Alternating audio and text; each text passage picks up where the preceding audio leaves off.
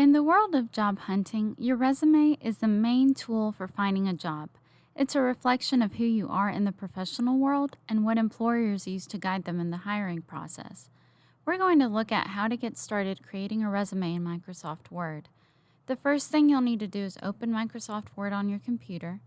Then we're going to choose from a list of templates in order to make this process quicker and more simple. In the search bar that you see up top, type resume.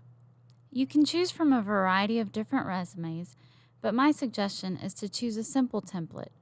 It's best to keep your resume concise and to the point. Once you have the template open, you can begin by replacing the text with your own text simply by clicking it and typing over it. For example, click on first name and type your first name over it. Do the same thing with last name. Then below, you will add your street address followed by your email, and nowadays you can include social media handles that will take them to your page.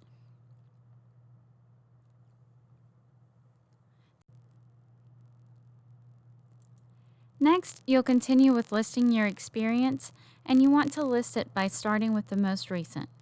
It's not necessary to list job more than 10 years old. You'll type in the date when you started the job and when you finished. If you're currently employed at that job, you can type present as the end date. Next, you will list your job title, followed by the company name. And in the section underneath that, you're going to list a short description of your responsibilities or accomplishments while employed there.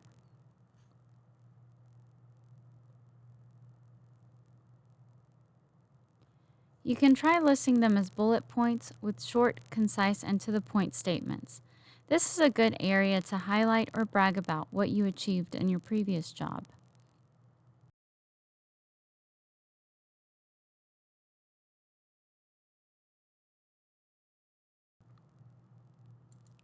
The next section is education, where you will list your education and degrees, starting with the latest as well.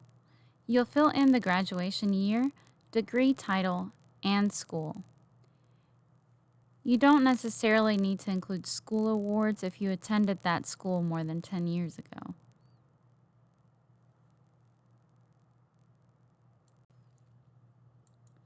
Under the skills section, you can list your major skills aside from those that you have already mentioned.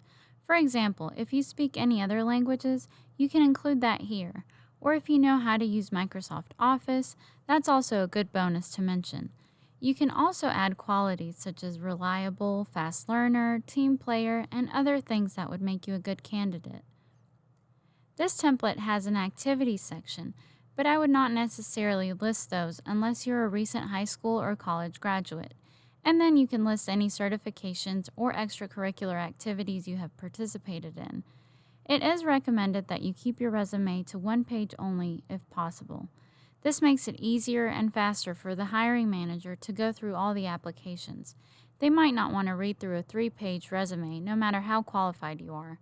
Stick to the highlights and play around with the words in order to make everything fit. For more helpful video tutorials like this, please go to publiclibrary.cc/tutorials.